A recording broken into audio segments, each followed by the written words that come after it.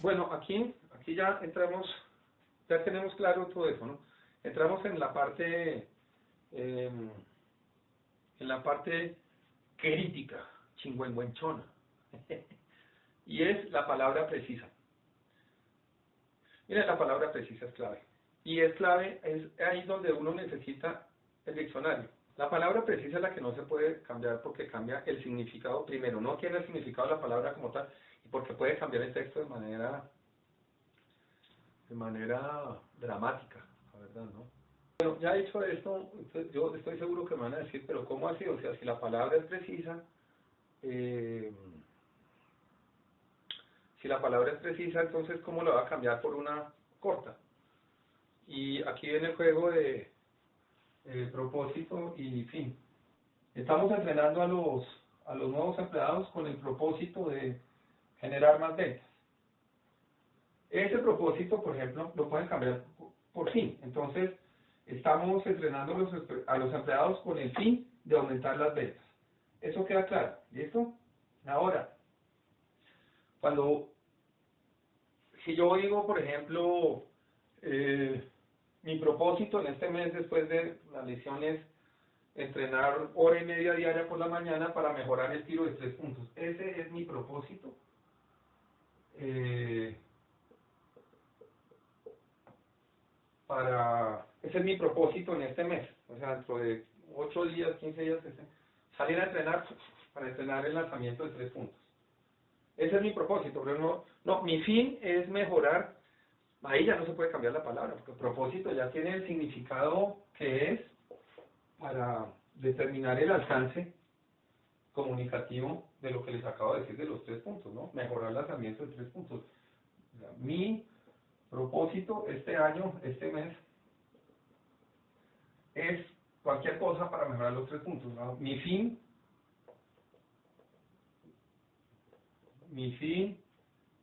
para mejorar es entrenar, no tiene sentido, ¿no? Entonces ahí queda absolutamente claro.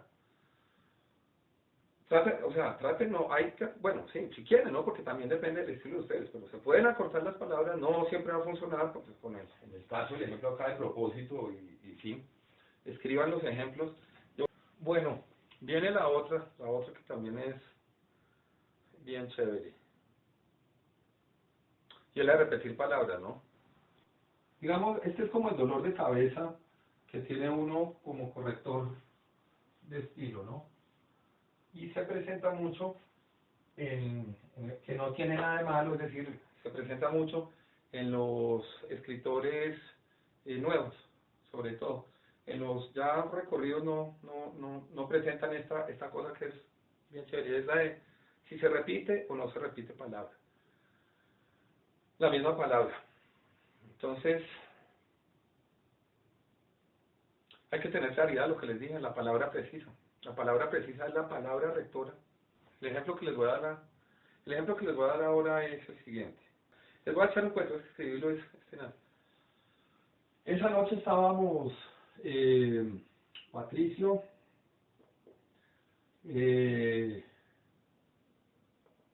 Fritz y yo.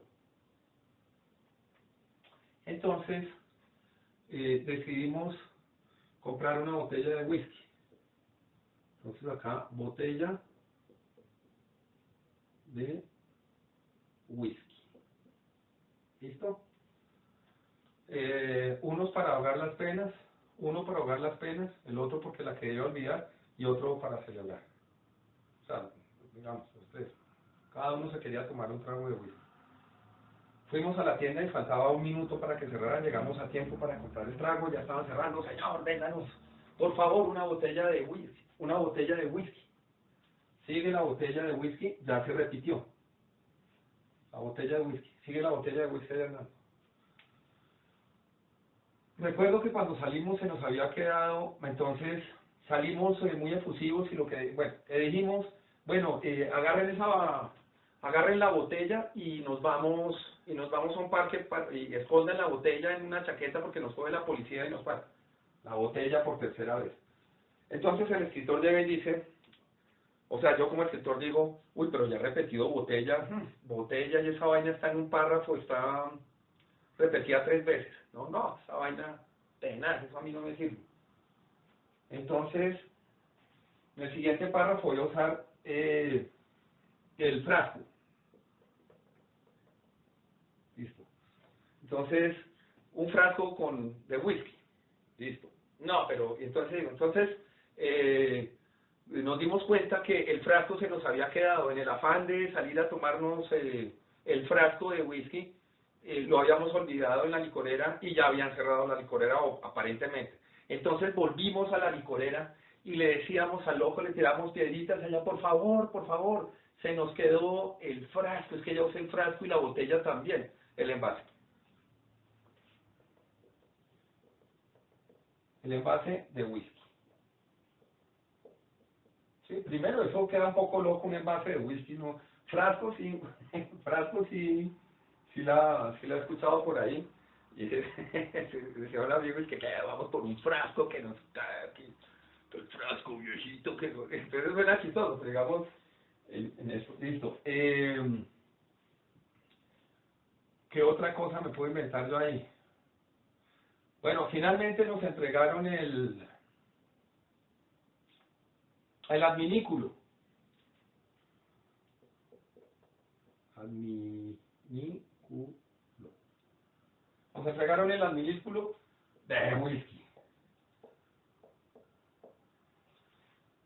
Pero alguien, fulano en el afán de celebrar y el otro en el afán de olvidarla y el otro en el afán de no sé qué, bien sea Patricio o bien sea Fritz o bien fuera yo, en el afán de destapar la botella se cayó al piso y vimos cómo la botella se caía en cámara lenta. Y todos salimos como unos gatos del bichada, unos tigres del bichada, a recoger la botella con un despliegue físico y de talento impresionante, a recoger la botella para que no se cayera al piso, pero nadie la pudo, bueno, volví a nombrar la botella, nadie la pudo recoger, o sea, no alcanzamos, pero la susodicha de whisky, obviamente,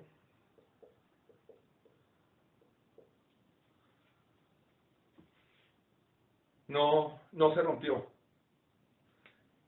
cayó, dio una vuelta y quedó parada otra vez. Entonces ya la celebración ya había perdido el carácter de los sentimientos y estábamos celebrando era la calidad de la botella, porque había pasado lo peor que le puede pasar a uno con ese adminículo, y es que se caiga la susodicha y que el frasco no se rompa. Ya había perdido todo carácter, estábamos celebrando la calidad. Listo, usted va al cuento. Ahora, cuando uno sale hojeando un libro, está mirando a ver si esta vaina está buena o mala, imagínense que no arranca uno por el principio, sino arranca por el frasco. Ya no existe la palabra botella de whisky, sino el frasco. Entonces, si yo digo para reemplazar la botella de whisky, para reemplazar la botella, digo el frasco, les garantizo que ustedes se imaginan es pues un frasco, ¿sí? Con brevas, unas brevas ahí bien sabrosas para tomárselas con leche, con lo que sea. Listo. Entonces dicen, no, pero un frasco, o sea, ¿qué chévere tiene uno, qué ganas tiene uno de celebrar con un frasco lleno de brevas o de cerezas de esas rojitas con anilina? No. Ahora, cuando viene lo del envase, dice, bueno, voy a seguir leyendo a ver qué es lo que pasa. No, el envase. Un envase, entonces, ya el envase debe ser, no, pues estos manes están tomando esa vaina de pronto con cerveza, que está pues por la misma línea alcohólica, pero ¿qué tal que sea un envase de leche, como esas leches que venían cuando chiquitos en el pomar, que la llevaba un caballito y toda esa vaina, y pitaban y salía todo el mundo a comprar un envase de leche? Entonces, no, pues estos manes se rascaron con leche. Listo. Otro tipo dejó de ver el envase y encuentra ese adminículo. Entonces dice el adminículo del whisky. Entonces ya no está pensando en eso, sino está pensando en unos hielos de esos en este vasito, por ejemplo. en este vasito que es un adminículo de whisky de primer orden, o en unos hielos, o no sé, cualquier otra cosa. Pero miren la potencia de la palabra, que es la botella, donde gira, digamos, todo el espectro dramático es una botella. Si ya es de whisky, ya no es necesario durante el cuento, en lo siguiente que sigue el cuento, ya no es necesario manejar la botella de whisky. Con el nombre botella, cuando alguien abre esa vaina, cuando alguien abre el libro y le empieza a leer y ve la botella, la asociación que hace por la naturaleza del cuento es, es una botella de whisky. Si lo leyó antes de la botella de whisky, va a seguir haciendo una asociación, porque la asociación, porque en la botella, que es la palabra precisa, gira todo el drama y toda la situación. La botella es la que despierta los sentimientos de todos o el porqué de nuestras acciones. No es el porqué, es el vehículo para aplacar o para enaltecer los sentimientos o para que sean magnificentes. Eso es. Entonces, pues, ya imagínense con la susodicha qué podrá pasar. La susodicha, yo pensaría que dicen, están hablando de una vieja. Oye, esta vaina me interesa. Y se van a buscar, y sí están hablando de una vieja, pero la vieja no es el eje central. Es inclusive, puede ser el antagonista de una de las historias. Cuando la historia termine por acá adelante, pues se mezclan los tres sentimientos, gracias a la botella, ¿sí? Los sentimientos de Patricio, el mío y el de Fritz. Cuando se mezclan esos, está la susodicha, tiene que ver con una vieja, sí, hay una vieja por acá, la de fulano, la de sultano, el otro está aquí. Pero ya la susodicho ya no le estaba diciendo a uno que es la botella, por eso es la precisión en la palabra. Entonces, sí les recomiendo siempre usar la palabra que es. El ejemplo es absolutamente claro, ¿no? De pronto es un poquitico exagerado, pero esas exageraciones son las que llevan al perfecto entendimiento de lo que es la palabra precisa. Bueno, voy a borrar acá y sigo con el otro tema. Vienen los sinónimos, ¿no? Los sinónimos tienen muchísimo que ver con la palabra precisa, ¿no? No, pero antes les cuento. Digamos, un sinónimo es una palabra que tiene un significado parecido o afín a la palabra que nosotros tenemos. Entonces, porque los sinónimos son claves en la escritura, para saber uno, no tanto que sí funcione, sino que realmente no funciona, porque en el momento en que ustedes confundan las palabras, uno por el lado del diccionario, o que la sinonimia no esté alejada la una de la otra, se les arma un problema con el cuento. Voy a ver si este ejemplo me sirve de propósito. Y fin, este está un poquito feo de los cabellos, pero y fin. Esta vaina que estoy estrenando, pero que no encontré uno bien chévere. Este está muy bueno. Ya sé cómo escribir, como de lado. Y fin. Entonces, en la primera oración el propósito, con el propósito de no sé qué, listo, ahí. Sí, acá se unen estas dos, ¿no? Digamos, acá está la sinonimia de las dos palabras. En el primer ejemplo se podía cambiar, en el segundo no, es la palabra precisa. ¿Qué palabra larga, que no sé qué, que todo ese cuento que yo les decía que es cierto? Pero ahí está el resultado. En las falsas sinonimias puede pasar, y es que,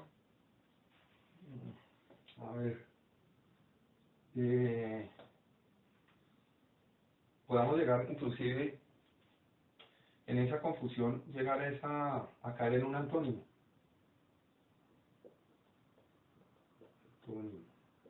Y el antónimo es totalmente lo contrario al sinónimo. Es exactamente la palabra contraria, ¿no? El diccionario de sinónimos y antónimos también es vital para lo que ustedes estén escribiendo, eso sí, pónganle la firma. Bueno, este es el listado de las falsas sinonimias, las más comunes, ¿no? Yo hice una lista, bueno, no es una lista. Miren, estas son las más comunes, regular y deficiente. Esta es la más normal del mundo. Busquen en el diccionario qué es regular y van a ver, se van a llevar una sorpresa impresionante. Entonces, ¿cómo está el partido? Entonces, no, está regular. Busquen en el diccionario y verán que regular no es lo que nosotros, o lo que yo creía antes, y, no. Y deficiente es, regular es, digamos, que está dentro de los parámetros, dentro del parámetro, puede ser de calidad, ¿no? O no necesariamente calidad, pero que está dentro de los parámetros de lo que se supone que está sucediendo. Y deficiente es que no está dentro de los parámetros. No está dentro de los parámetros. Es decir, que deficiente lo que es irregular. Irregular. Esa es la primera. La segunda, que también van a ver, pagar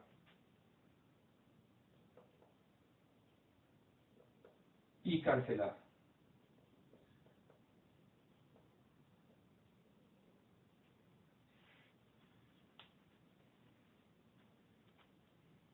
Pagar, digamos, a ver cómo le explico lo de pagar y cancelar. Digamos, yo voy a comprar un apartamento ahora, entonces voy a comprar mi apartamento. Lo primero que hago es verlo, después firmo la promesa de compra, después de eso me entregan las llaves, qué sé yo, me entregan las llaves, ¿sí? Los documentos, pago, o sea, yo le pago a la persona, apartamento cuesta 100.000 pesos, 50.000 pesos, lo que sea, le pago, y ya queda cancelada, ahí queda cancelado la deuda que yo le tenía. Que el pago haya sido en un préstamo, más exactamente es un préstamo. Yo lo voy a comprar con cuotas, ¿no? Unas cuotas de tanto en un año.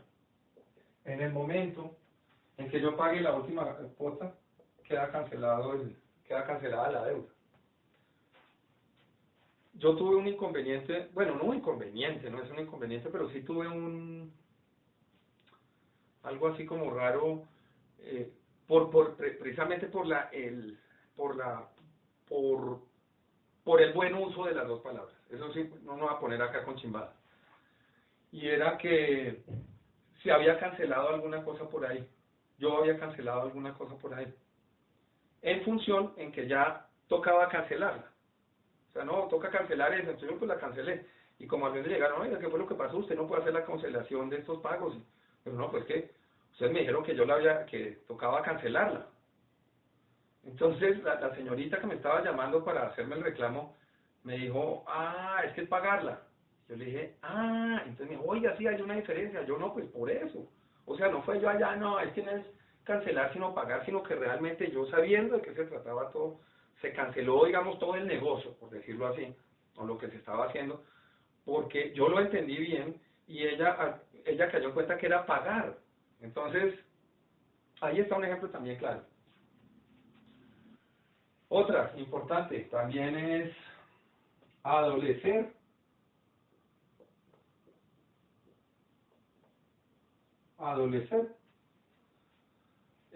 y carecer.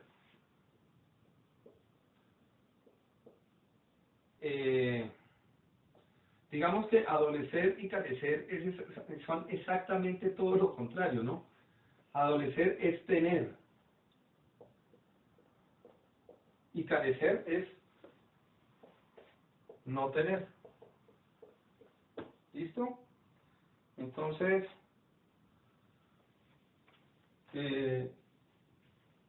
digamos es que no, yo adolezco o él adolece de un Mercedes-Benz. No es eso, no es tener un Mercedes-Benz. Adolecer es tener como una falla, algo doloroso, ¿no? Pues adolescencia, ¿no? Y carecer es no tener. La confunden mucho. Normalmente, ¿dónde se confunde esto? Es, mandan un documento donde dicen que adolece de la firma, entonces no se le puede hacer el envío porque el recibo adolece de la firma. Lo usan mucho, no adolece porque es una palabra que pues puede sonar muy sofisticada, creo yo. No, lo que pasa es que carece de la firma, ¿sí? Que yo hubiera puesto más bien, no tiene la firma, no se lo puede, sí, pero no, carece de la firma, pues, ay, como que, no sé, pues me gusta a mí más el lenguaje sencillo, la verdad. Bueno, está adolecer y carecer, bueno, ya queda lista esas para que todo lo que les estoy diciendo con estas palabras, anótenlas, pueden devolver el video, así cámara lenta, que cámara red, y eso es, ¿sabes? Y busquen el significado. Y van a encontrar otros significados y si tienen algo ahí en la cabeza también. Bueno, ¿qué más les digo? Bueno, hay otra cosa, por ejemplo, digamos que cuando yo les estaba hablando les puse el ejemplo del señor del esternocleidomastoideo, que, ¿cómo es que era? El encefalografista, o como se llama esa vaina, se lesionó el esternocleidomastoideo, ¿no? Sí pueden manejar, o sea, o sí se debe, pues, dependiendo del carácter, mejor dicho, en una novela, una novela que estoy escribiendo ahorita, hay tales personajes, personaje A, el B, el C y el D. El A tiene unas condiciones culturales o un rango educativo, este tiene otro y otro, ¿no? Digámoslo así, o estos tres son parecidos. Hay un antagonista, ahí está el que lo ayuda, aquí y el que quiere conseguir todo. Listo. ¿Cómo defino yo, por ejemplo, el carácter de una de las personas? Entonces, una de las formas de definir el carácter es en un diálogo. Aquí hay una persona que es súper sobradora, súper no sé qué, pero no es sobradora de mentiras, sino es un loco que realmente sabe más que los demás, que es mucho más culto, que tiene mucho más mundo, pero le encanta como estar por encima de los demás echando cuentos y utilizando un lenguaje totalmente culto. Entonces, por ejemplo, el esternomasculino, que me duele cuando lo pronuncio, me da así como una cosa, ¿sí? Yo usaba palabras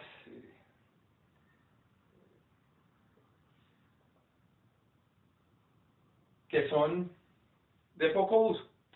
Digamos que son palabras que usan personas ya con un nivel cultural muy alto, ¿no? Que es normal que las usen, ¿no? Para ellos es normal, pero para uno que es el hijo de nadie, del pueblo, nadie se acuerda de uno. No pasa. Pero esto a mí me sirvió para darle carácter a ese personaje sin describirlo. Él mismo, o sea, en la primera parte, digamos, en el segundo párrafo, hay un diálogo y este señor ya queda absolutamente claro de qué se trata la persona, de quién se trata. Ya con él yo creo un universo solamente con el diálogo. Y en ese diálogo, por ejemplo, todos los diálogos que él tiene unas palabras como rimbombantes, hasta pedantes, sobradorcísimas, que las puede decir fácil o cortas, pero las dice largas y no sé qué. Pero queda muy bien definido el carácter de mi personaje número B.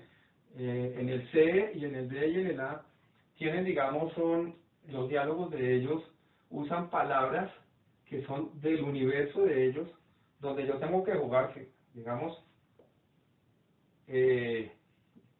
donde el uno en el A, en el B, en el D se me dificultó muchísimo porque es una persona que usa muchos localismos.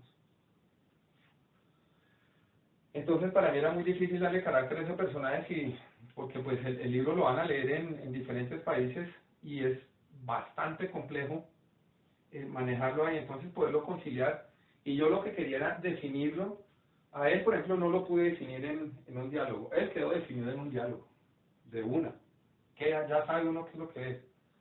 Este personaje me quedó muy difícil definirlo en un diálogo, porque los diálogos de él solo los entendemos nosotros los colombianos, inclusive hasta los bogotanos, ¿no? Entonces se vuelve una cosa, pero complejísima. Entonces opté más bien por de escribirlo por las acciones que él tenía. Es decir, tuve que escribir muchas páginas más para poder definir a este personaje, porque en los diálogos se me iba a quedar corto. ¿Qué pasa con eso? Estoy dando una clase mucho, o sea, esta es como la clase número 40 más o menos, pero sí quiero, digamos, adelantarlo para que tengan también ustedes claridad, sobre todo los que están escribiendo en literatura.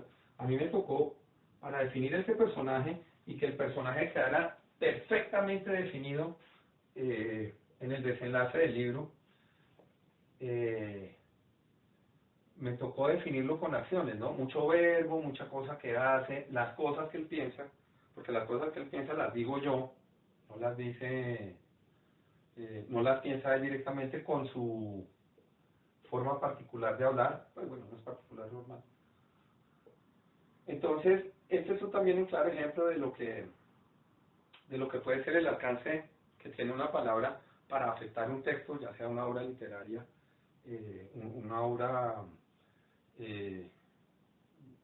científica, qué sé yo, algo así desquiciado. Por eso es tan importante la palabra.